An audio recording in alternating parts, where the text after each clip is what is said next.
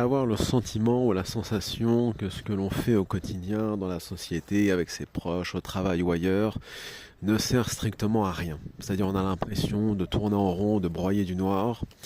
On a l'impression que tous nos actes de piété d'un point de vue collectif, quand on fait da'wah, si on a les capacités de le faire, quand on vient en aide, par exemple, à ses voisins, à sa famille, à ses proches, à des personnes âgées, à des musulmans, des non-musulmans, peu importe, on se dit c'est incroyable en fait.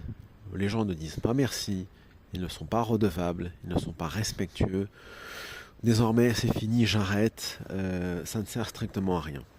Alors dans des cas extrêmes ça peut se comprendre, mais dans l'absolu, si on prend même des actes comme l'un des plus petits actes qui soient, on va dire de civisme au quotidien, comme la politesse, etc., où on se dit, par exemple, je sors du bus ou des transports en commun, les gens nous foncent dessus, il n'y a pas de pardon, c'est la bousculade, les gens ne disent pas merci, je les aide à porter leurs courses, il n'y a même pas un merci, il n'y a rien, enfin voilà, des sauvages. Bon. C'est pas, il faut pas avoir ces idées-là en tête, de se dire en fait ce que je fais ça sert à rien. On part du principe que ce que tu fais, tu ne le fais pas pour l'humanité, tu le fais pour Allah. Tu le fais par adoration et par amour d'Allah Ta'ala. Parce que si l'être humain est certes ingrat, ton Seigneur, lui, Ar-Rahman Ar-Rahim, le tout miséricordieux, le très miséricordieux, va te récompenser comme il se doit.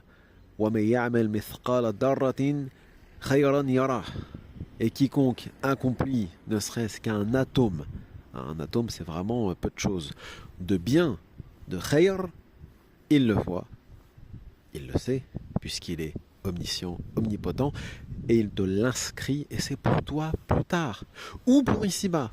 C'est-à-dire que ces bienfaits, ces rétributions que tu obtiens, soit elles vont se transformer en bien pour toi ici-bas, dans tel ou tel acte de la vie, du quotidien, que tu ne sais pas, que tu ne sauras peut-être jamais, soit dans l'au-delà, pour ta place fil akhira, dans l'au-delà, c'est-à-dire pour le paradis, Inch'Allah.